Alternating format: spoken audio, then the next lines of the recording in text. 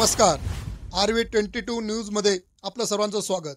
नेमकं आज आहे 21 नोव्हेंबर 2024 आणि या ठिकाणी माझ्या ह्या चनाचा 18 एकरच्या प्लॉटला भेट देण्यासाठी आमच्या गावातले नाथसीडचे अधिकारी माऊली डक आणि धानुका सीड्स कंपनीचे अधिकारी हे या ठिकाणी खास करून चण्यासाठी या ठिकाणी आलेले आहेत आणि पाहू शकता हे माझा 18 एकरचा चना आहे आणि या ठिकाणी आलेले आहेत आणि त्यांनी पीक पाहणी केली आणि पिकामध्ये मर आहे का काय हे त्यांनी सगळं पाहणी करत आहेत। तर या ठिकाणी मी खास करून परत एकदा शेतकऱ्याला अंदाज देत आहे। राज्यातल्या सर्व शेतकऱ्याला सांगायचं होतं की राज्यामध्ये सध्या जवळपास आता सांगायचं झालं तर मध्ये 29 नोव्हेंबरपर्यंत हवामान कोरडं राहणार आहे, थंडी राहणार आहे म्हणून हा अंदाज लक्षात द्यायचा। पण तुम्ही बघा मी प्रत्येक 1 जानेवारीपासून म्हणतो की शेतकऱ्यांनी एक वहीमध्ये लिहून ठेवा।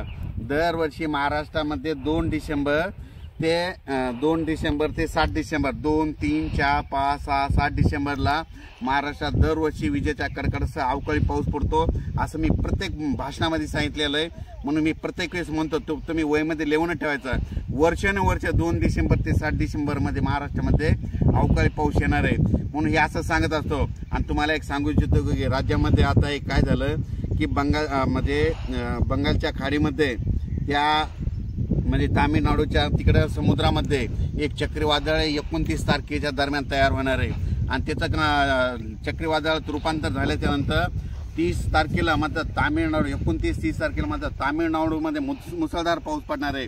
पण तेच पाऊस काय होणार आहे तसा आंध्राकडे येईल, ते आंध्रपासून तसे तेलंगणा आणि तसेच आपल्या मराठवाड्याकडे महाराष्ट्राकडे मात्र 1, 2, 3 तारखेदरम्यान येण्याची शक्यता आहे म्हणून हा अंदाज लक्षात घ्यायचा।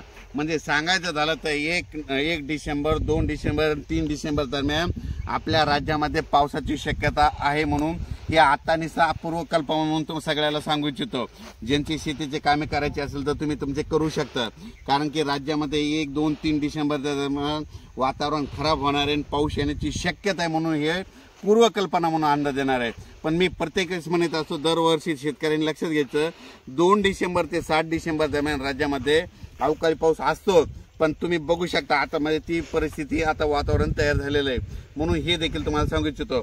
आणि या ठिकाणी मी शेतकऱ्यांमध्ये हे धानुका कंपनीचे अधिकारी तर ते म्हणले की तुमच्या प्लॉटमध्ये मर आहे म्हणून या ठिकाणी त्यांनी मला या ठिकाणी दाखवले आणि या ठिकाणी त्यांनी पीक पाहणी करण्यासाठी या ठिकाणी आलेले आणि त्याच्यामुळे खास करून शेतकऱ्याला चण्यामधून देखील व्हिडिओ दिलेला आहे। शेतकऱ्याला सांगतो की शेतामध्ये समजा एखाद्या झाडाला जर मर असेल तर हे झाड काय करायचे उपटून घ्यायचे आणि शेताच्या धुऱ्यावर नेऊन टाकून द्यायचे। असं केल्याच्या नंतर तुमचे मर थांबून जाते।